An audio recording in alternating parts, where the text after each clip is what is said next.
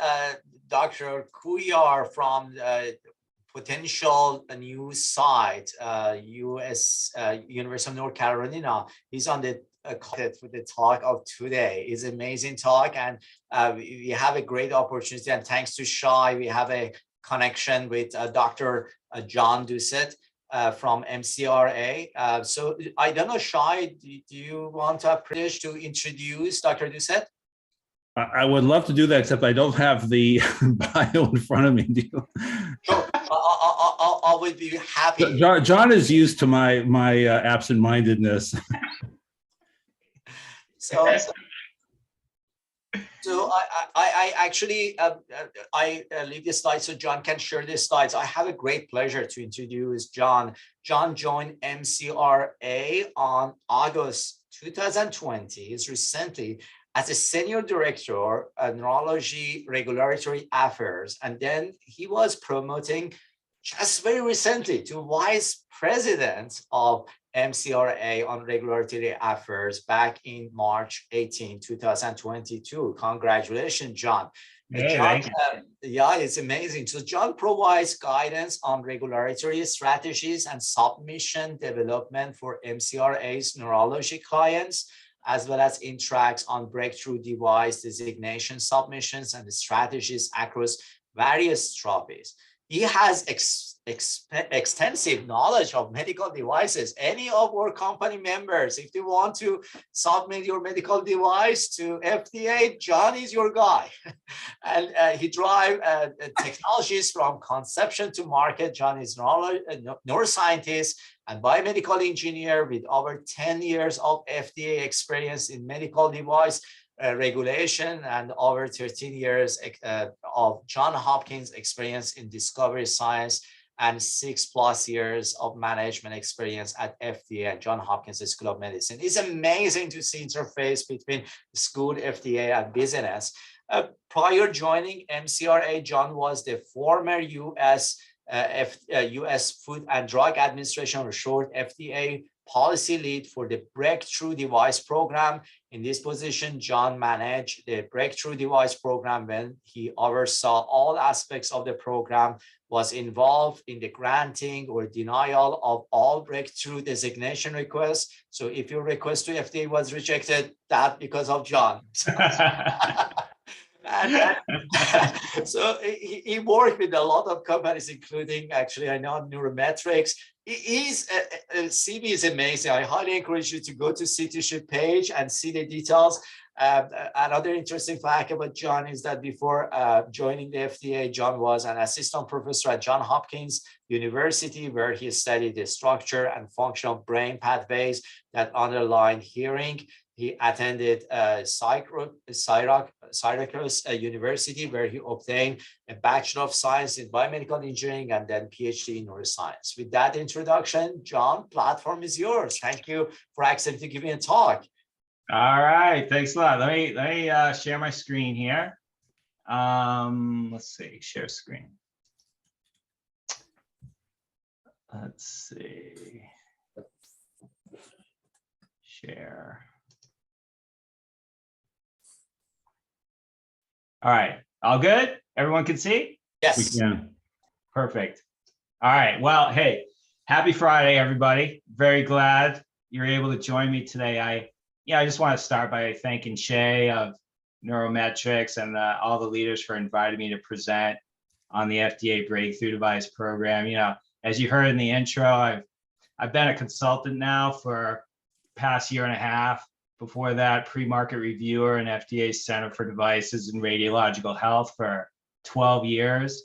And, you know, one of my roles there was to lead the Breakthrough Device Program. But since I've been joined MICRA, helped a lot of companies obtain the designation, assisted many of them in talking to the FDA. There are actually some special ways to talk to the FDA that are reserved for breakthrough devices.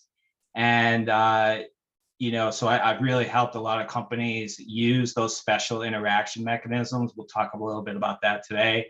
And really, you know, the talk today is really trying to convey to you some lessons that I've learned, both being on the inside and the outside of the FDA, I guess one of the overall lessons learned, it's a lot easier being inside the FDA than outside. I'll tell you that right now, because they're tough. So with that, let me get going. So what am I trying to convey today? You know, a couple things. You know, I'd like you to understand why the FDA created the program. If this makes sense for you to pursue the breakthrough device label, then how to increase your chance of actually obtaining that designation from the FDA, because it really is a submission process where FDA makes a decision. Are you a breakthrough device or not? We'll talk about the criteria in the talk today. And then, you know, finally, how and when to use those special interaction mechanisms. There's 3 or 4 of them. And there's a little bit of a, I'd like to convey a little bit of like which ones should you use and when. So, you know, one of the things I want to start off with before getting into the breakthrough device program, I know all of you or many of you are developing devices in general, and I just want to zoom out a little bit before looking and zooming in on the breakthrough device program. You know, even if you've never run a marathon, I think you'd all agree this is probably not a good idea. And it's not really a good idea. I mean, a marathon is a good analogy for what you're going through to develop a device and actually get FDA approval to market it in the United States.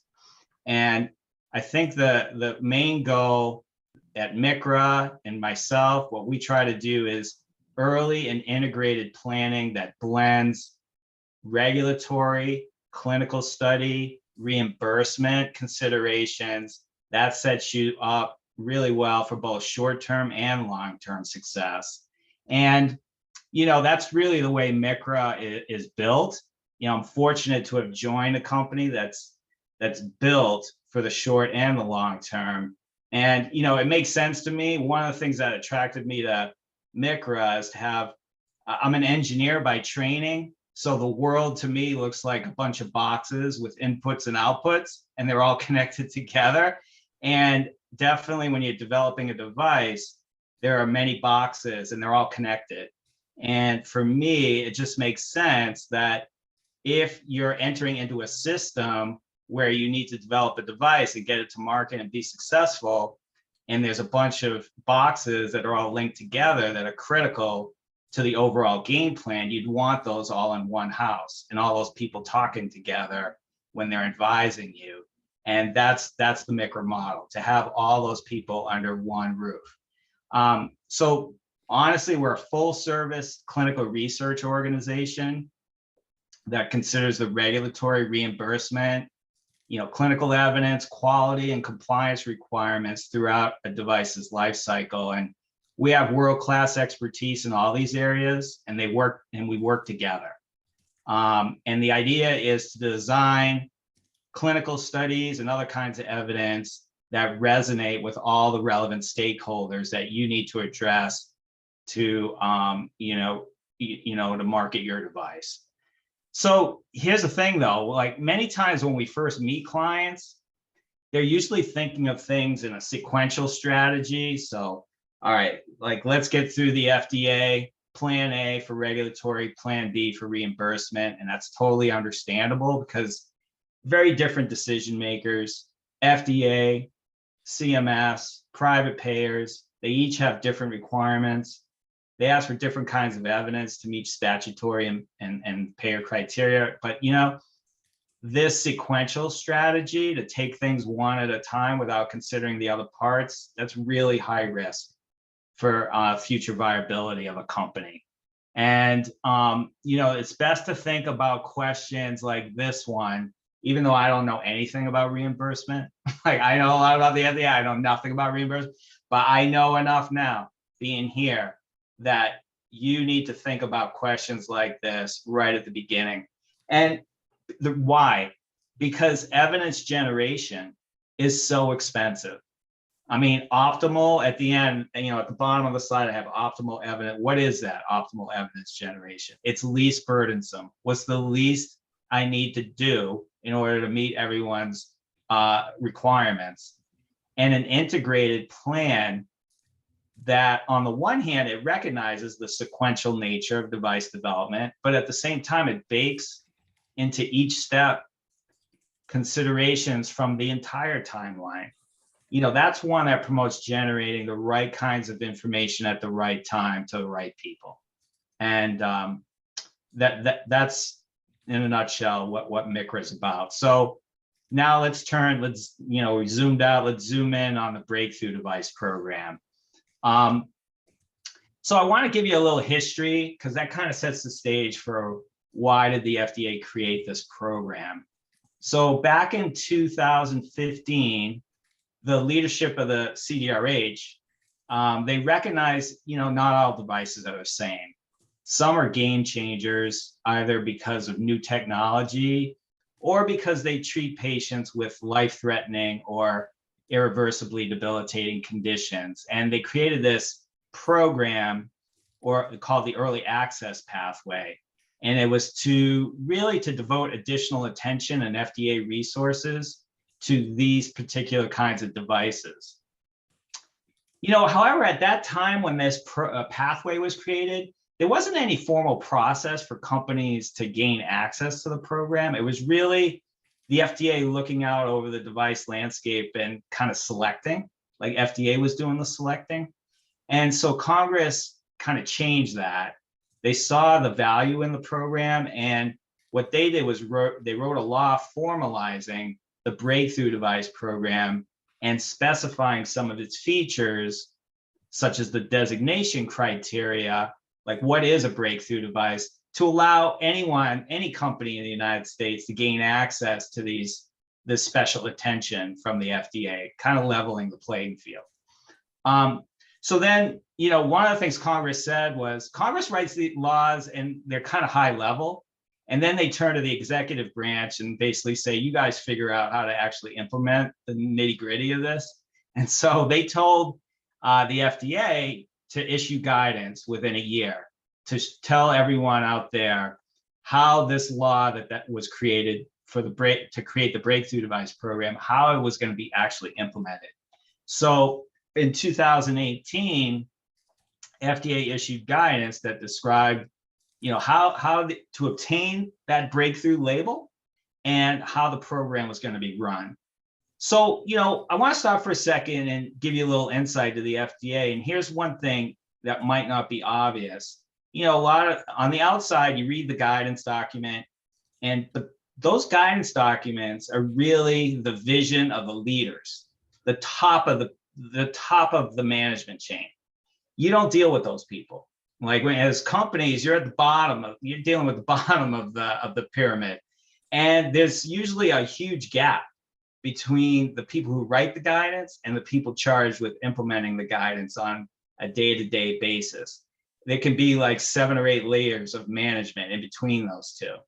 So I think sometimes, especially when a program first starts, there's a lot of companies get surprised by they're interacting with the FDA, and they're not getting what they believe is what's written in the guidance. Why aren't you following the rules? Well, it takes time to learn for the staff to learn how to implement this on a case-by-case basis.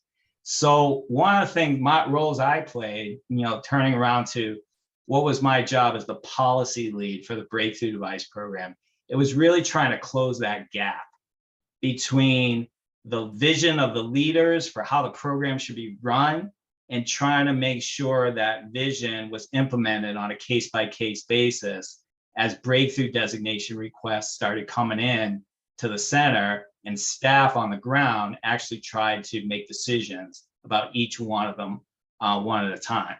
So that was my job, to answer questions from staff and industry about how does this program work, like in real time, for my submission.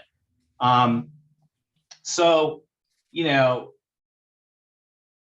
that's that. And then so what I want to talk about now is, what's the purpose of the program? I already talked about that a little. It's to expedite the development, assessment, and review of breakthrough medical devices so that, patients can get those as quickly as possible. And here's the thing though, like, how does that speed come about? There's no difference in the regulatory standard for breakthrough devices versus non-breakthrough devices. Regulatory standard for obtaining marketing authorization. So for high-risk devices, the regulatory standard is reasonable assurance of safety and effectiveness. You have to provide evidence to address that standard. No change for breakthrough devices. For certain kinds of marketing submissions, there are timelines. FDA have to make the decisions by 180 days for this and 360 days for that. No change, breakthrough devices versus non-breakthrough devices. So well, where's the speed come from? Well, in basically two ways. One is it focuses FDA's attention on breakthrough devices by essentially raising those submissions to the top of staffs and senior managers' to-do list. So what does that mean? Let me just give you some context here. In any 1 year, like CDRH, Center for Devices and Radiological Health, they'll get thousands of submissions, literally thousands and thousands of paper submissions, all requiring review, all requiring decisions. Now, there's hundreds of people inside the center, but when you work the ratio, just to give you a feel, when I was a lead reviewer, so a lead reviewer is someone who's kind of a project manager, the person who gets your paper submission and builds a team and is essentially responsible for managing the review. So I was a lead reviewer. I would have on my desk at any one time 10 to 15 submissions. So 10 to 15 companies, all different devices, all different risk levels, all requiring kind of different decision making. And a manager usually has 10 people like me. So there would be, at any one time, 100 to 150 submissions in-house. What I'm trying to give you a sense of is, if there's not a label placed on something that you should prioritize this particular device, it's just going to be one of the shuffle. And so what the managers said with creating the Breakthrough Device Program is, those 100, 150 in your group at any one time, there's a couple in there that you got to pay special attention to. And there's a lot of oversight of that process. So it kind of raises them to the top of everyone's to-do list. That's important. Another one is that we're going to talk about this more, it promotes collaboration between FDA and industry. One of the ways you can get speed is not only once you submit to the FDA, but also getting clarity from the FDA. What kinds of evidence do I need to generate that I need to provide in my marketing submission? That can take years to develop that evidence, and it can double if you get it wrong. So, you need to talk to the FDA and get a heads up of what kinds of evidence do I need to generate to demonstrate my device is safe and effective. You don't want to learn at the marketing submission stage that you got it wrong and you did things that FDA doesn't care about and they feel like you did it wrong. That's what blows up timelines. So the way the Breakthrough Device Program can reduce time to market is by creating special interaction mechanisms to really facilitate discussions between the companies and the FDA to ensure things are going smoothly in the evidence generation space. And we'll talk more about that in a second. So, I just want to take one step though and say, there are interaction mechanisms for devices that are not breakthrough devices. Even if you don't have that label, I'm not going to describe this entire list, but there are multiple different ways, depending on the context and what kinds of questions you have, to talk to the FDA before you get to submit a marketing submission. The only 510K, De Novo, PMA, these are just different ways to ask the FDA, can I sell my device in the United States? We won't go into what the nuances of what's different about them, but the key is you want to talk to the FDA beforehand to make sure once you submit one of those different marketing submissions, 510K, De Novo, PMA, you have the right kinds of information in there that the FDA is going to need to make their decision. And there's many of them, but for breakthrough devices, FDA created special interaction mechanisms, and the only way to unlock those and get access to them is to submit a breakthrough designation request, demonstrate you meet those criteria that Congress created, and a designation request can be submitted anytime prior to a marketing application. And we'll talk about those criteria in a moment. But I want to talk about these special interaction mechanisms real quick and give you an idea what's so special about them. So here's the 4 different special ones that are created for breakthrough devices: data development plan, sprint, and clinical protocol agreement, and pre-submission. And let's just talk a little bit about these categories of ways to talk to the FDA. So first, data development plan. So what that is really a 10,000 foot view of what buckets of evidence that you need to submit for your particular device so that FDA has what they need at the marketing stage to make a decision. Yes, you can market it. No, you can't. So what do I mean by that? So, if you have, say, an implanted device, okay, FDA, we're going to show you that our device is biocompatible. We're going to show you our device is sterile. We're going to conduct a clinical study, and we're going to hit these endpoints. It's going to have this many people in it. This is going to be our definition of clinical success. Very high level, not the nitty-gritty details of the protocols. It's important to get that feedback on those as well. But the data development plan is simply for the entire timeline until you submit your marketing submission.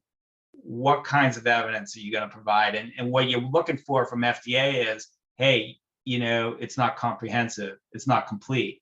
You're missing this piece, these 2 or 3 pieces. That's gold to get that early so you can plan for it. So that's a data development plan. So the sprint is kind of orthogonal to the data development plan. If data development plan is 10,000 foot view, sprint is really a micro view. So this is when you have a question that's critical for a protocol. So for example, say you have a pivotal study, you're designing a pivotal study, and some of these devices, honestly, they're at least the ones that I'm working with companies right now, FDA doesn't know and the company doesn't know what it should be the primary endpoint for the clinical study. We don't know. I mean, there's never been a device in this area, so it's uncharted territory. Well, you don't want to find out you picked the wrong endpoint at the marketing stage after you spend $1 million doing a clinical study. You want to talk to the FDA and arrive at an answer about how do we define success for this clinical study? What is the primary endpoint? What are the key outcome measures we need to incorporate in our protocol? That's kind of what the sprint is for, more of a really micro view of a particular protocol, a particular endpoint, so you can have that discussion and arrive at a common agreement with FDA. How are we going to do this? Clinical protocol agreement is what you might expect.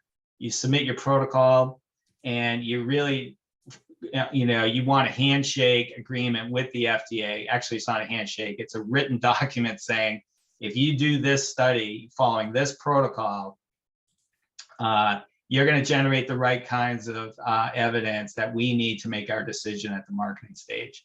Some companies really, it's important to get that certainty. And then regular status updates, again, that's only for breakthrough devices. It would be great if FDA could talk to every company once a month just to check in with them. There's just not the bandwidth to do that, but they do it for companies that have the breakthrough device label. Once a month, check in. How are things going? What do you got coming up? Are you going to submit a data development plan or a sprint coming up soon? Because we want to make sure we have the everyone's schedule aligned so that we're able to handle that when it comes in, so we can put it at the top of the list. So a lot of privileges are given to the breakthrough devices, and rightly so. We're talking about devices that treat life-threatening, irreversibly debilitating condition.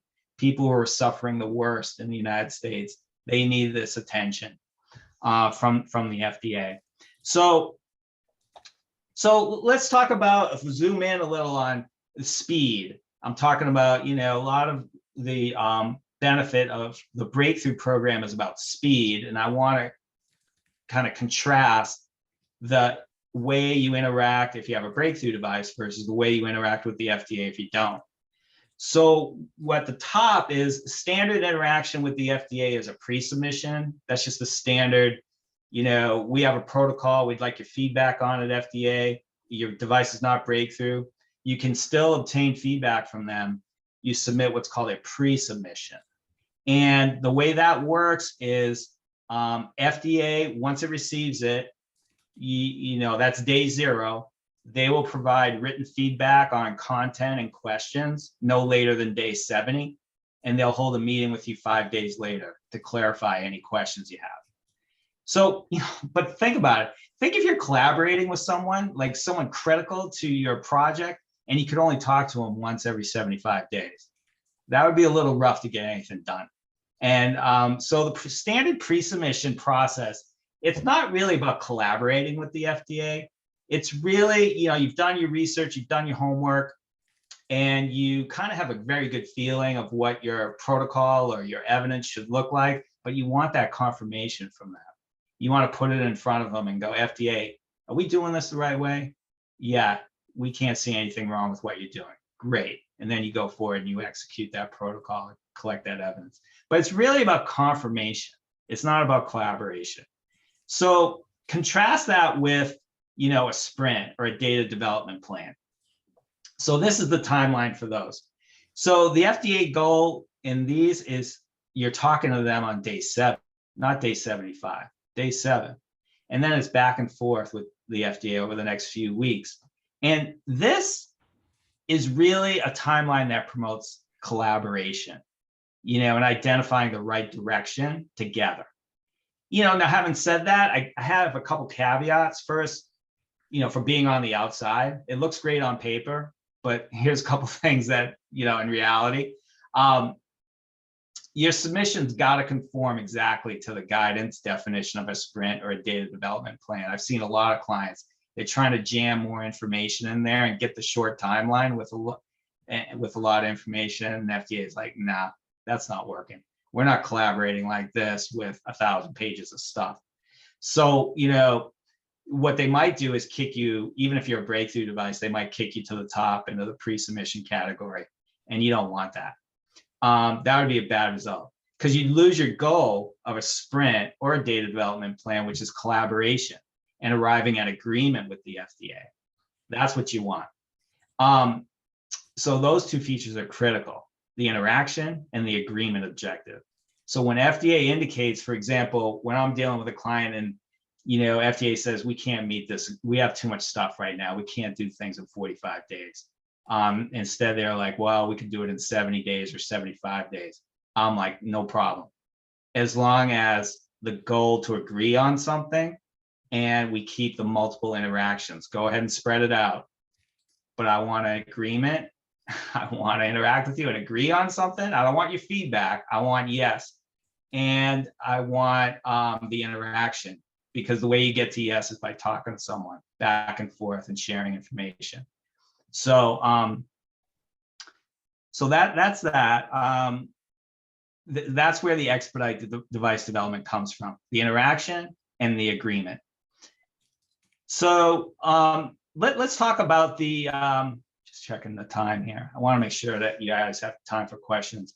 So here are the criteria and that need to be met. These are the criteria that Congress wrote. This is what a breakthrough device is. This is the definition. So you have to meet criterion 1, and you have to meet one of the subparts of criterion 2. And criterion 1 is the most important. Essentially, if you meet criterion 1, you're going to get a breakthrough label. I'll just say that without going into it.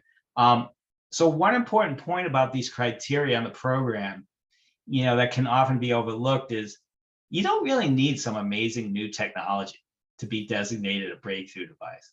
You know, you don't have to be artificial intelligence or have some super duper whiz bang device. That's not what the program's about. There's really only one subpart of criterion 2 that even mentions technology, and you don't even have to meet it, right? You only have to meet one part of 2 to be designated breakthrough. You don't have to have a breakthrough technology. The program's not about breakthrough technology. The program is about breakthrough public health impact. That's what it is, breakthrough public health impact. So that's an important point to keep in mind, because I think a lot of people are like, well, you know, my technology, it's not that, that's not, you know, it's if you treat that life-threatening or irreversibly debilitating condition in a way that's better than what patients have access to right now, you could be in, okay? So let's look at that criterion 1. I said criterion 1 is the most important, and I'm just copying it here at the top of the slide.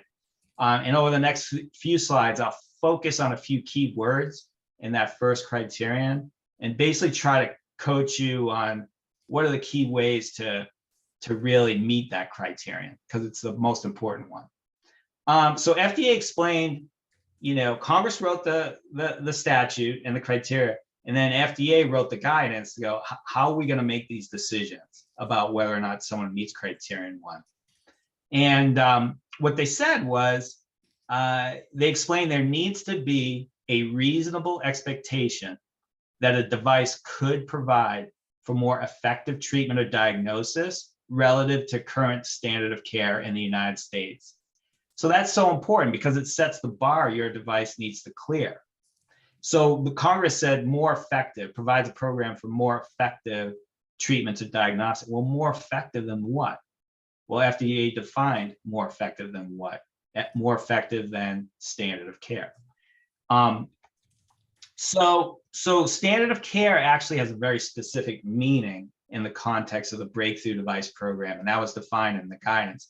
So for a medical product to be considered standard of care, it should have received FDA marketing authorization for the indication being considered.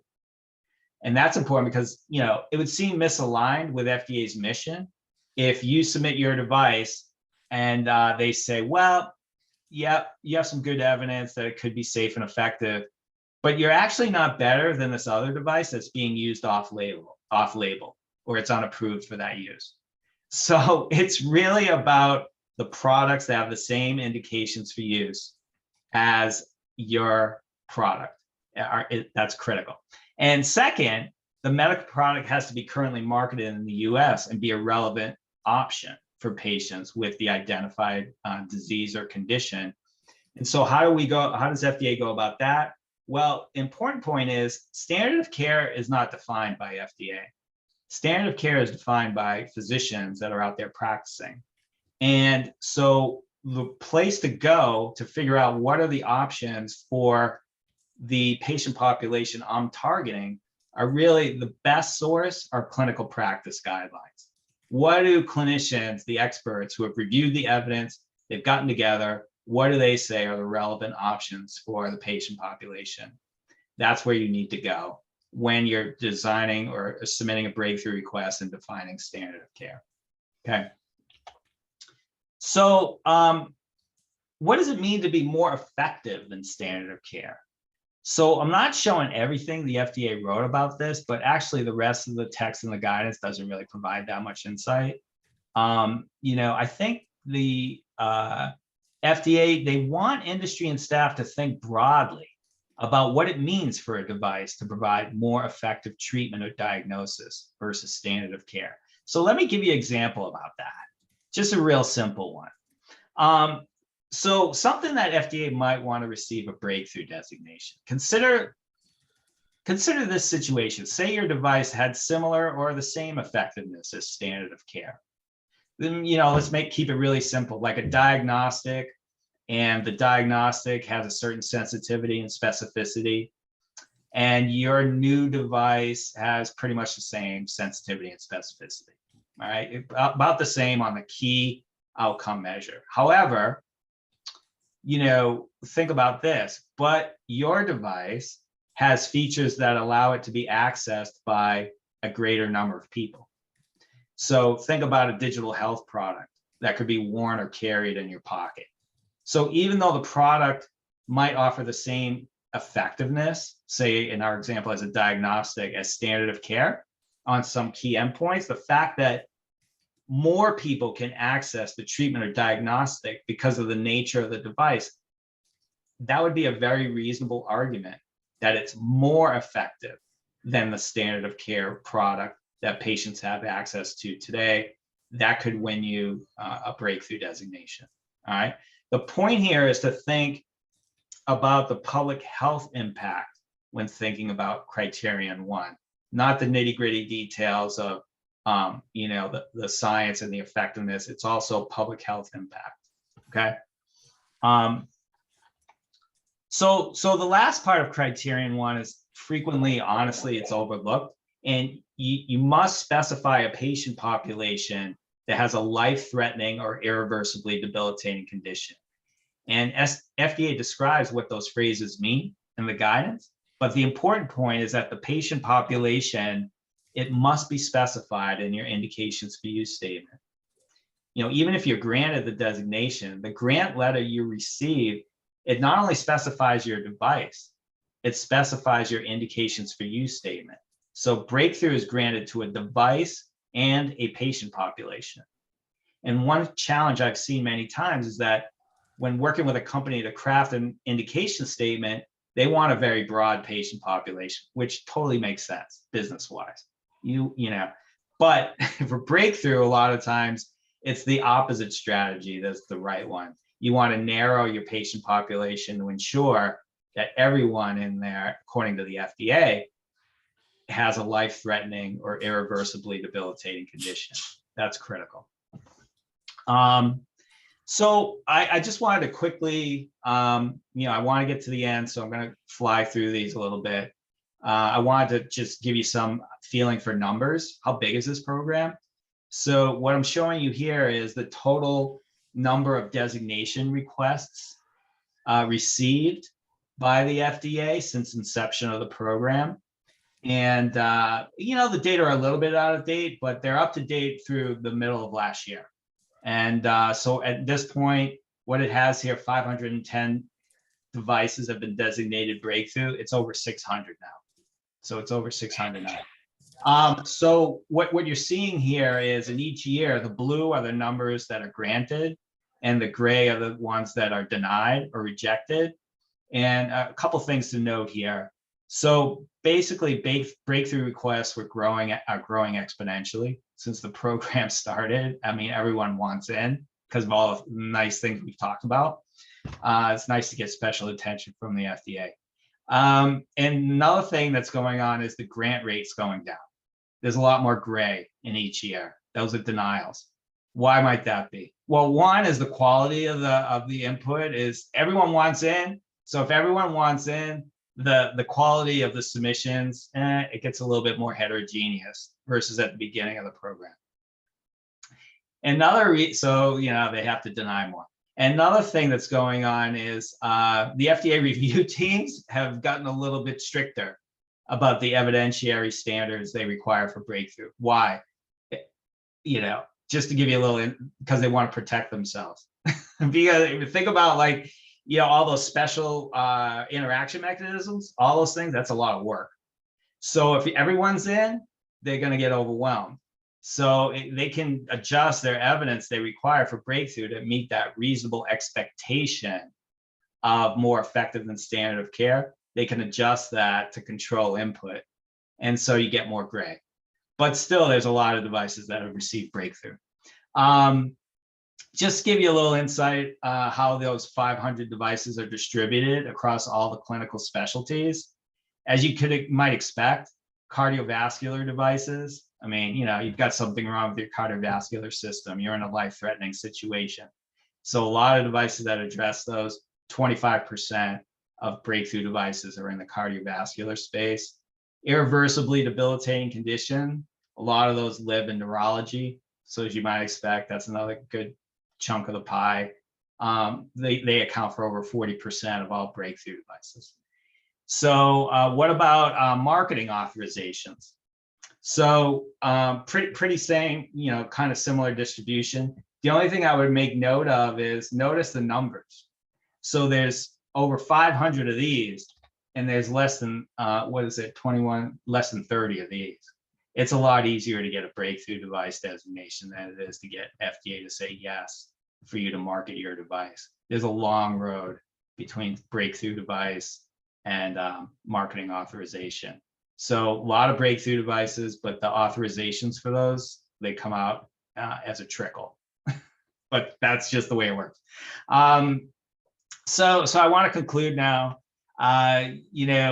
Let's conclude with the assumption that your device has been designated breakthrough and focus on some key points regarding evidence generation. And I'm using a pivotal clinical study design to illustrate these points. So first off, FDA is going to expect you to develop evidence to characterize the risks and benefits of the device. And what might that evidence generation plan look like? The green circle represents the breakthrough patient population. The larger circle to the right represents the pivotal study population. And notice they don't have to be the same. The pivotal study population, it can include patients that don't have a life-threatening condition. But FDA is going to expect you to include some that do and that they designated breakthrough for. So the questions to regulatory experts, what percentage of the pivotal study cohort needs to be from the breakthrough in order for FDA to say at the end, we are approving a breakthrough device for marketing. You want them to say that at the end. To the clinical study team, how hard is it going to be to recruit those patients?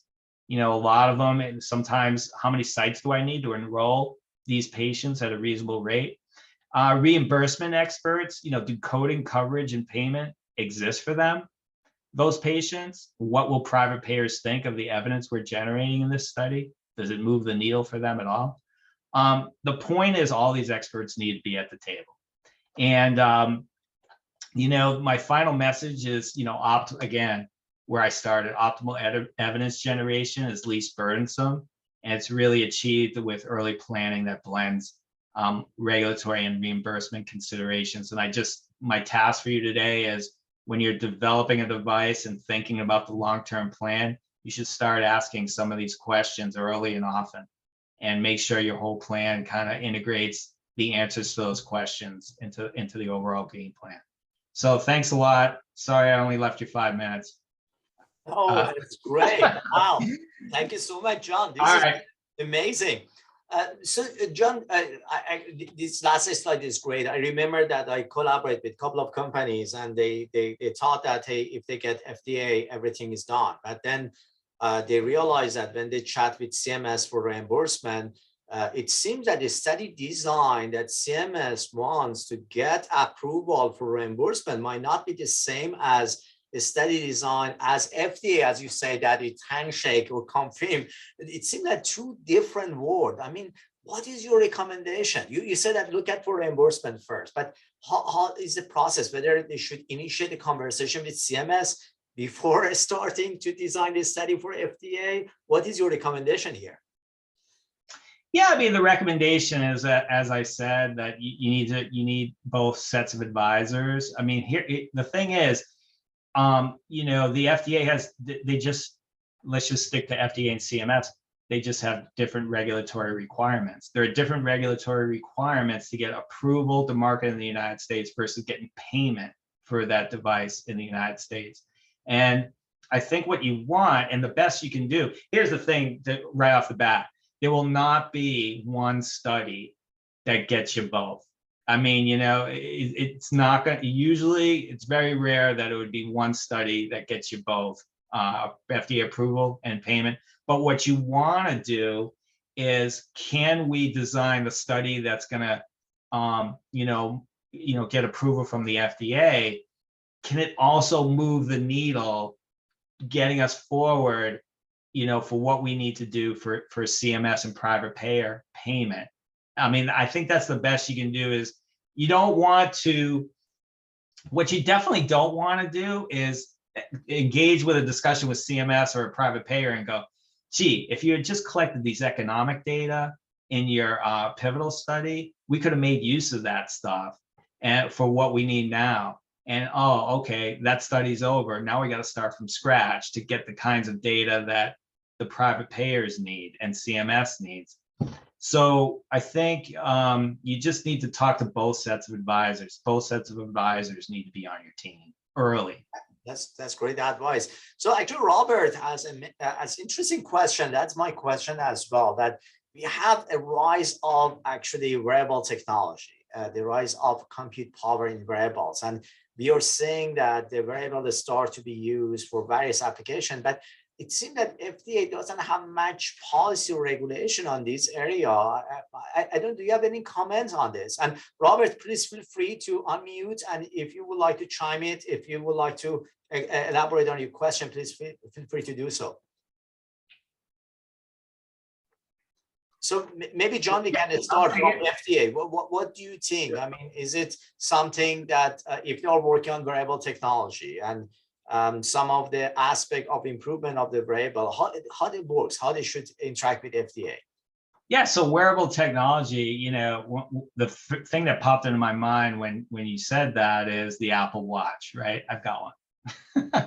This is a medical device, and it can be. So, you know, in the sense that Apple has actually gotten, approval, for certain kinds of functions that are on the Apple Watch that are medical devices. So I would say that it's a pathway that is it's been done, and the nice thing about FDA is that when they do new things like that, so approve an Apple Watch, an app as a medical device, and it's really new, they actually publish how did they make that decision? What kinds of evidence did they need to make that decision to support their decision to approve it? And it's publicly available. The bottom line, what I'm getting at is, okay, maybe there's not well-defined policies and guidance or whatever, although I think there are, but there are other ways to get information about how to get from point A to point B. It's not just guidance, it's not just policy pronouncements. It's finding a maybe not so much a competitor, but another company that had a product similar to yours, and how did they get there? FDA publishes that information about most of their kinds of decisions for marketing authorization. They publish the evidence needed for them to make their decisions. So you can kind of get some insight in what you need to do. Okay, great. I see, Margaret, you raise your hand. Please feel free to unmute and ask your question. So first of all, thank you for a wonderful presentation. I've been looking forward to it. And you said two of my favorite things. Get the right people at the table, and keep in mind, folks, health economics, my title is Health Economics and Market Access. I used to be Health Economics and Reimbursement, and many times it's Health Economics and Outcomes Research. They're very different functions. So every time everybody comes to me and says, oh, I want to do this, I want to get reimbursed, I'm like, you're nowhere near, because as you know, coding, coverage, and payment rules. So coding could be, you're talking about now the AMA and having to go through their very cumbersome, process of getting a proper code. You have codes that comes from CMS, if you need those. You have diagnostic codes with the World Health. So there is a whole, in fact, we tell people, when you get FDA clearance, you just started the process when it comes to reimbursement. Yeah. And the reimbursement has very defined, clear guidelines that if you don't understand them and get an expert who is in the reimbursement world and the coding world, you will have a very difficult time getting your product to, get taken up in the marketplace, because in America, nobody wants anything that's not yet reimbursed.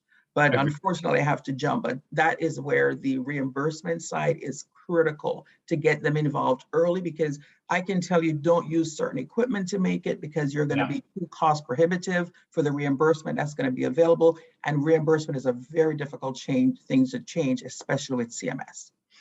Agreed. Yeah.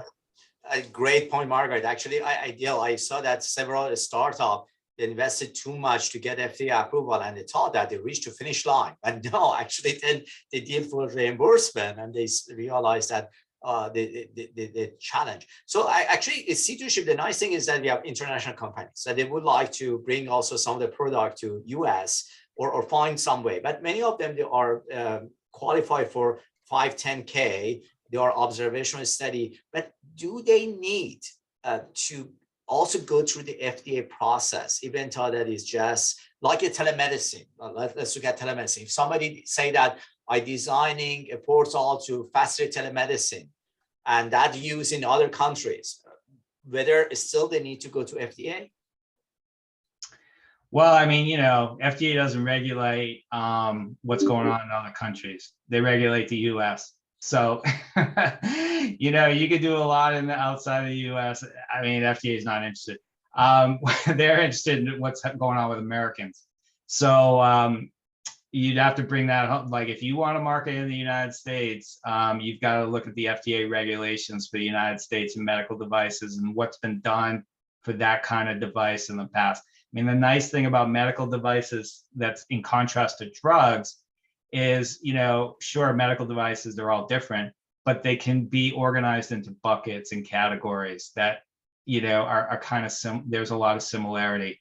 And so, I think if someone outside the United States wants to market inside the United States, it's more than likely. I know everyone thinks their device is unbelievable. It's never been done before. And FDA is like, yeah, it has. And they're like, you're in this bucket and you're the same. And so you need to look for those similarities. You got to get off your, instead of thinking, when you're talking to the FDA, you got to, don't talk like you do to investors. We're the best. It's amazing. It's different. No, to the FDA, it's like nothing to see here. It's all been done. Don't worry about anything. There's stuff on the market right now that's similar to us. You got to get out of the investor and talk to the FDA, like kind of calm them down. It's great advice, but do you think that some of the clinical study that they have done out of the US still might be valid for FDA, or they should do a study in the US? Oh yeah, you definitely, FDA accepts OUS data, outside the US clinical data all the time. Now, having said that, I mean, there's actually a law written about acceptance of clinical data from outside the United States. There are criteria that FDA goes through to make sure that it's valid and obtained ethically, and you got to hit those marks. But having said that, FDA understands it's a global marketplace. Like good evidence can come from anywhere. They just need to make sure that things are, essentially the standard is good clinical practice. The trial needs to be run according to good clinical practice. And if you can demonstrate that, then they'll accept the data. Okay. Doesn't matter where it's from. Excellent. I'm seeing that actually Scott asked serious question. I believe that based on the comments, it's still, there's not very clarity about the difference between FDA breakthrough and maybe the regular FDA. We hear about the timeline that is advantageous, and it seems that maybe narrower focus for the FDA breakthrough, it should be really life-threatening aspect. But Scott, do you want to open up your mic and you may elaborate your questions? Actually, that was Sana's question. So Sana, you should take it. Yeah, it's a very important question. Yeah, so my main question wasn't really about the difference between the breakthrough and the standard FDA process. I think John made that clear in terms of the timeline and the benefits in terms of engagement. But rather my question was around the statistics that he provided, which stated that there's a lot of companies who get breakthrough, but there's a much smaller amount who get the approval or marketing approval. Yeah. And I wanted to know what was causing that, because to get the breakthrough, you have to show, as you said, impact on patient care in a life-threatening way. You have to be narrow on a specific patient target. And you would assume that the device that the person is proposing can do that. So when you're now going to get full FDA approval to market that device, what is the roadblock that's causing people to get rejected? So first off, it's not about rejection. It's more about the regulatory standard for obtaining a breakthrough designation is different than marketing authorization. So for breakthrough, it's reasonable expectation that you're going to be better than standard of care. For marketing, it's reasonable assurance of safety and effectiveness.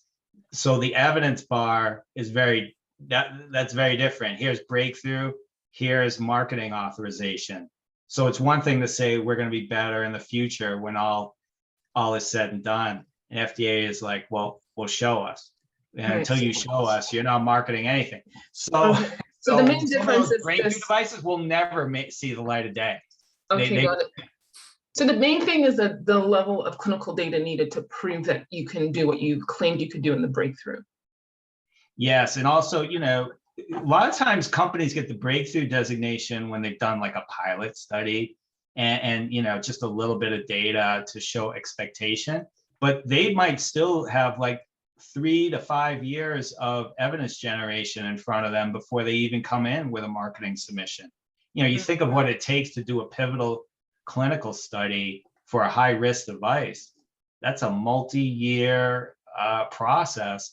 And, so there's always the bottom line is there's always going to be a lag between the number of breakthrough designations given and marketing authorizations. That number will always be bigger for breakthrough than marketing because just the amount of stuff that needs to be done between breakthrough and marketing authorization. But it's not the same for every device, by the way. I just want to make clear that like a diagnostic, for example, that doesn't really, the clinical studies are not quite so intense as a therapeutic for like an implant or something. There are some devices that receive the breakthrough designation and they're on the market within a year. So it's a case-by-case basis. Okay, thank you. That's good to know. Good answer. So now I'll grab the mic. So one important point there is that from a commercialization perspective, if you just come in under a regular 510K, you're in a sense, you could be just a Me Too product, and Me Too products die. They just don't succeed. So even if you don't go through sort of the breakthrough channel, you do want to think of your product, ask if your product really is a breakthrough, because if it's not significantly being better than what the standard of care is, then there's really no point in doing it. Unless you're a lot cheaper, or you've got better distribution, like you're working with Margaret or something like that. So that's super important thing as a technologist to be aware of. Okay, so what I wanted to just kind of throw into the mix is the question of kind of global regulatory strategy, right? So China's got its own sort of version of the FDA, the EU does. And so maybe you could just speak for the group to that. So, sometimes you don't go to FDA first, maybe you go to the EU or you go to China. Can you talk about that a little bit? This will be a very brief conversation. Of course. I am super duper US focused. In 30 seconds or less. I know nothing about what it takes to get a device marketed in China. Here's the thing. I mean, one last commercial for MICRA. We have an international regulatory group. So if I could add one more spoke to who you should be speaking to in terms of a global plan, you should have a US regulatory person on your team. You should have a reimbursement person on your team. And if you're going global, you should have an international person on your team. I mean, it really is a system-wide integrated approach of advisors to have a good game plan for everything. And I know that sounds like a lot, but that's what it takes in this environment now to win, is you really need all those advisors. So, we have an international regulatory team at MICRA, and the things they do, I have no idea. I have a little glimpse, but I'm a US guy. Thank you so much, John. Thank you for generosity. Actually, 10 minutes has been passed and you stayed to answer all those questions. I learned a lot. And I was wondering that whether we are allowed to share your email address with some of our members. Yeah. Please do. Okay, awesome. And thanks also for accepting that we record this talk. So for the members who couldn't attend the talk, actually we'll share this talk afterward. Again, thank you all. I really appreciate that. Happy Friday and happy weekend. Take care, everyone. Bye. Bye-bye.